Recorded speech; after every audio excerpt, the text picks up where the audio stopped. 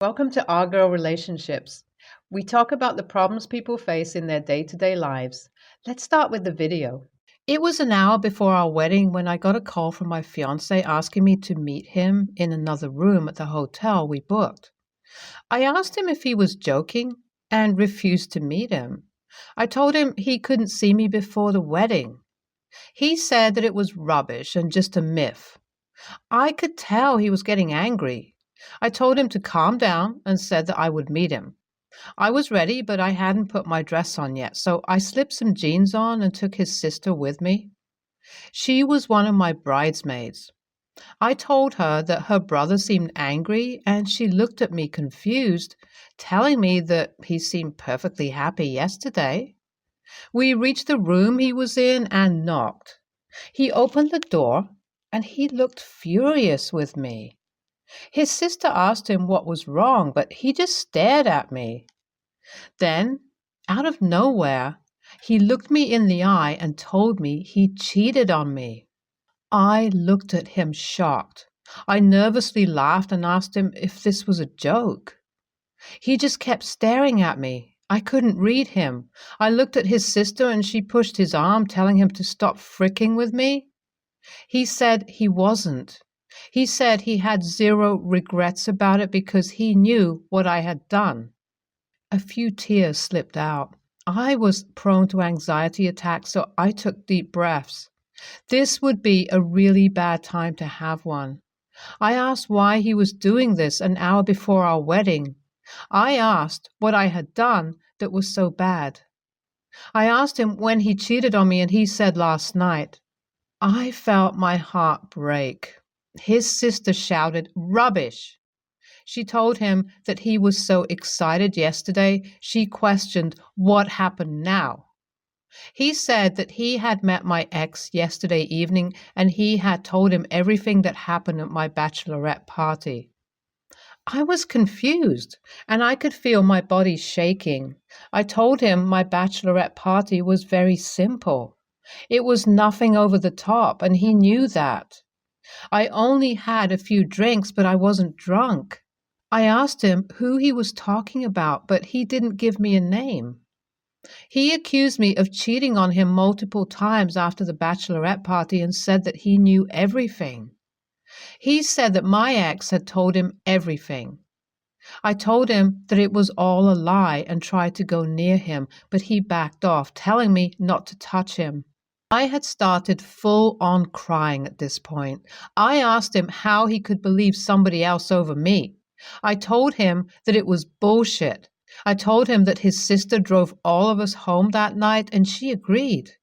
She put her arms around me, trying to comfort me, and told her brother off. She told him to stop playing around. I looked at him and everything was blurry. I could feel an anxiety attack coming. I wiped my eyes and tried walking up to him. I told him to please believe me, that I would never do something like that to him. I told him that we were in a 5-year relationship. I wouldn't even think of betraying him. I held his hand, and he plucked my fingers off him. I told him that I would never do this to him. I was begging him to listen to me. All of my emotions were overwhelming me. I looked at him and he looked back at me with so much disgust that I backed off. I asked him again who had said that about me. He removed his phone from his pocket and showed me a picture, and I was stunned. That wasn't my ex.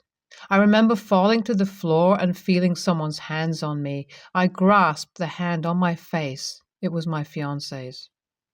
The door opened and in came my brother. I pointed to him and looked at my fiancé. I could see through my tears that he was nodding at me as if he were confirming something. He was talking, but I couldn't hear him. I could hear a slight buzzing sound. I was having an anxiety attack. My brother carried me and I passed out. I don't remember anything that happened after that. I woke up in the hospital. My parents were beside me. They saw me gain consciousness and immediately called a doctor. The doctor did a few checks and said that I had had a severe panic attack. I was drained. I asked for water and my mom hurriedly gave me some. He asked if I had ever had these bad anxiety attacks before, and I said no. Even talking was tiring. I said I was tired and I went back to sleep. The next day, I was taken back to the hotel. My fiancé was at the hospital, but I refused to see him. His parents came to check in on me and apologized repeatedly. They explained to me that my fiancé and my brother had decided to prank me right before the wedding because they thought it would be funny. My brother was supposed to burst in when my fiancé showed me the picture and tell me it was all a prank. But it was too late. I was already under a severe attack by then. I didn't have the energy to respond to them. I didn't have the energy to cry either. My mom told me that my fiancé was outside the door at the hospital crying his eyes out and mumbling apologies. The wedding was obviously cancelled. The guests were informed that I was at the hospital. My parents and his parents were sorting everything out. My brother had tried speaking to me, but I didn't want to see him either. I was drained and distraught. What were they thinking? It was my wedding day. We went home the next day. It's a good thing we had professionals managing everything. They assured my family that everything would be taken care of. My parents have asked my fiancé's family for some space. I'm currently staying with my parents for a while. 1 month later. My brother and fiancé have shown up at my parents' house at least 15 times. His family have come to check on me multiple times. I let his sister stay over a few times. She was there with me when this situation occurred and stood by me even through it. She had called my parents up immediately, and they had caught up to my brother at the entrance of the hotel. She told me that the prank they had planned was recorded. My parents wanted to see it, but I didn't. I told them they could do whatever they wanted. I didn't want to argue with anybody. I told them to delete it after. A few days later, she stayed over again, and she told me that her brother still has a copy of the video. She told me he watches it almost every day and tortures himself with it. They were staying with his parents. Their house wasn't that far from here. I didn't know what to tell her. All I could think about was that I was supposed to be on my honeymoon now. 1 month later, I met my brother. He gave me a tight hug. I knew he was racked with guilt. He told me he never wanted to spoil my wedding day. I didn't say much to him. He told me he never knew that my anxiety attacks could get that bad. He told me that he hadn't even thought about it. I just nodded my head. I didn't want to blame him, but I did. I blamed them both. That week itself, I met my fiancé. I don't know what he was. His expression was so torn when he saw me. When I saw him, the look of disgust that he gave me kept flashing in my head. The anxiety attack may have faded, but it was still messing with my head. He tried to hug me, but I didn't let him. He pretty much said the same things my brother did. He said he regretted even thinking about pranking me. He never wanted to hurt me. I didn't say much. I did give him the ring back. That tore him up, and he started bawling. I was crying too. He begged me for another chance, but I just shook my head and told him no. 1 week later. I'm in therapy now. What happened had a huge effect on him and me. We're both in therapy. He had been trying to convince me to take couples therapy. I thought about it. My parents also said that it would be good for me. I agreed to it.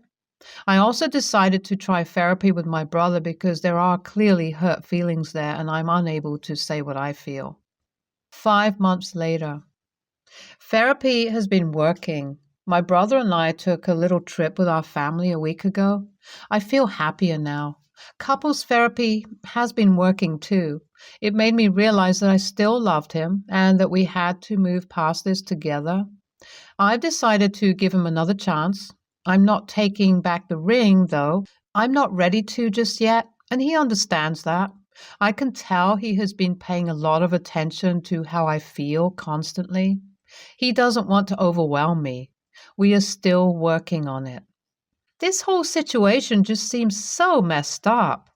Why would they do that an hour before the wedding? On that day, the bride would already be nervous and stressed out. I think all of these factors played into her having such a bad anxiety attack. I'm glad all of them are doing okay. I feel bad for the bride, but the groom took a hard hit from it too. He didn't mean to hurt her. I don't think anyone is the a-hole here. It was a bad prank at the wrong time. So I, 26, female, gave birth to my daughter last February. So far, it's been a wonderful experience, especially the birth and pregnancy.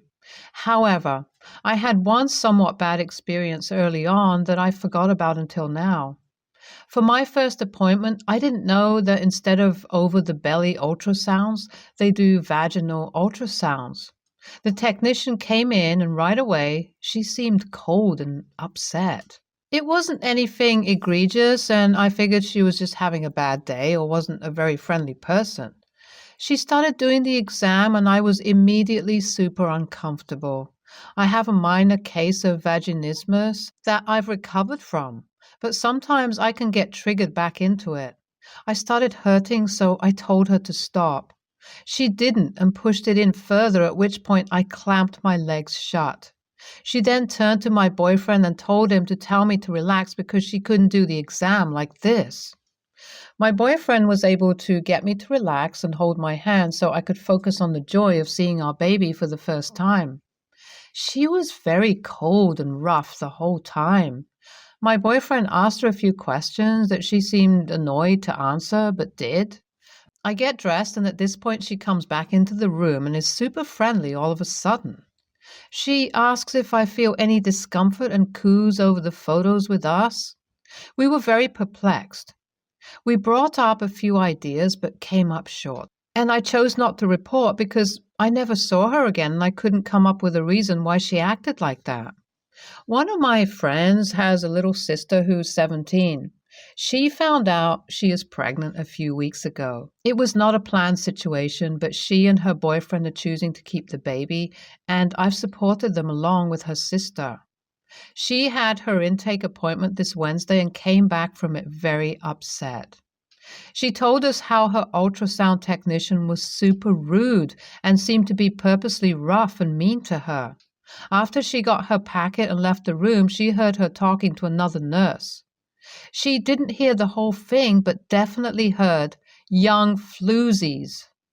She didn't know what that word meant, but when she got back to her car, she Googled it and cried. I asked her to describe the technician, and of course, it was the same woman. At this point, I realized what had happened. Everyone from my family to strangers say I look super young for my age. She must have thought I was a teen, but when she left the room, she looked at my chart and saw I was 25, and that's why she was suddenly super friendly. I didn't know why I didn't think of that, but I was really pissed at this point. I told her we have to go together and report her. She isn't sure if she wants to report her. She says the other doctors will get mad at her and she'll have to use a different hospital. Her sister agrees with me, however, and so does my boyfriend. Some have said it's been too long and I should just let it go. We can't be sure that she was being rude because of that, etc. WIBTA if I went forward in reporting her? Why WNBTA? You and your friend's little sister need to report this person. That is not okay behavior and could easily be considered assault when she is being rough like that on purpose because of age prejudice. NTA, she is a medical technician and as such should be professional. Her attitude is very unprofessional. I'm sorry both of you were treated like that. What should have been joyful was traumatic, and that's not okay. My cousin was disabled in an accident. He's currently working on regaining mobility, but it's going to take a long time. He has his own apartment with a roommate, but he can't manage on his own yet, and his roommates aren't caretakers. He's essentially being kicked out. I have a spare bedroom at my house, and I've been asked by family to take him in. Other relatives don't have a spare room for him. I refuse because at my house, all of the bedrooms are on the second floor and he's not able to walk up and down the stairs. He's stayed at my house in the past and it was pretty bad. For example, for pest control reasons, we don't allow eating in the bedrooms. We do make exceptions, such as having a mini fridge with juice and snacks for blood sugar emergencies. This cousin on several occasions was caught sneaking food into his room so he wouldn't have to interrupt his video gaming with having to go downstairs to eat. Also, he spilt food and drinks on the bed, and when he left, the room had a stench that took months to disappear. We ended up throwing out the sheets and had to buy a new mattress as well. After he left, we also found roaches in his room and had to have pest control come multiple times for treatment. So, due to past history, we're not thrilled at the request to house him until he's better. We're refusing for safety reasons. There's no way he's going to be moving up and down the stairs, and I'm not going to be his caretaker because I have a toddler. I'm pregnant and I'm working. I have no energy left to deal with his shit. In fact, the room that they want him to stay in is the room that I've been turning into the nursery for the new baby. I'm being called an a-hole because he's family and needs help due to the accident, but I don't want to be a caretaker for a man-child with shit hygiene who didn't follow house rules in the past. I feel bad for him because he has completely lost his independence and has broken down crying every time he talks about how hard he's trying. We know it'll take months, possibly years to fully recover, if even possible. But I don't want to deal with this. AITA? I had a chat with my cousin. It seems like there's a lot of assumptions and miscommunication going on. He is insisting that he can live independently and doesn't want to go to any relative's house. He's been in a vulnerable state and he doesn't want to be viewed as a burden, and more importantly, doesn't want to be seen. Honestly, he needs a heavy dose of therapy. Everybody else is of the opinion that he needs to be monitored because they are afraid he'll get hurt living alone and should be staying with someone. Anyways, he has already talked to his apartment and was told there's a ground floor studio opening up in late January so he can transfer his lease to there. His roommates couldn't technically kick him out because of the lease, but there was already a lot of tension and arguments happening, so he chose to leave on his own. I brought up having home aid, and while he says he doesn't need one, I told him to consider a part-time one so that they can at least cook meals for him because eating takeout every day isn't healthy at all. They can do things like light cleaning and taking out the trash or doing the laundry because his shit is filthy. He agreed that someone coming by to cook and clean would be a big help. I also told him that if he wants to live alone, that he needs to have a life alert service because if he falls, nobody would know about it for hours or days. I even offered to pay for it, but he said it's for old people and doesn't need it because his smartwatch can call 911 if needed. I'm going to respect his decision for now, but I'm also going to be keeping an eye on him. You guys make it sound like bridges should be burning with all family members, but we're all trying to look out for each other at heart. NTA, so they want him to move in with you, and then what? Are you supposed to be his caretaker? Is able to use the restroom by himself, bathe himself? Does he have a home health aide that helps? You are having a baby, therefore you no longer have an extra room, nor do you need the stress. Not to mention how horrible of a house guest he was last time when he was able-bodied. Everyone wants to call you an AH because they don't want to do it themselves. NTA, you are pregnant and have a toddler and you are working. Depending on how disabled he is, you would also become his caretaker and he would be reliant upon you. Even without his past issues and your past experiences with him living with you, it's okay to tell them no. It's okay to set boundaries. If the other relatives want to call you names or be rude about it, ask them why they refuse to make room for him. If they want him to stay somewhere so badly, why don't they use their money to get him a place? Have you asked them why they expect you to take responsibility for someone that they won't? For them to insult you for saying no is really manipulative, toxic, and abusive. I suggest going low or no contact if you can. That sounds unhealthy, and I'm sorry you're dealing with that while you already have your hands so full. They should be offering to help you with things, not asking you and verbally assaulting you into helping someone else. NTA. You don't have an extra room. That's the nursery. Even if you did have an extra room, it's upstairs where he can't get to it. He'd need to stay downstairs on a hired hospital bed or something. Surely he could do that just as easily at his parents' or another relative's place. You're pregnant and have a young toddler. You can't be a caretaker for him, too, so he'd still need a caretaker. He could hire a caretaker to allow him to live at his own place. They don't have to be live-in. Around here, they come in 8-hour shifts, or stay in a rehab facility, or rent a bed and stay in a closer relative's living room.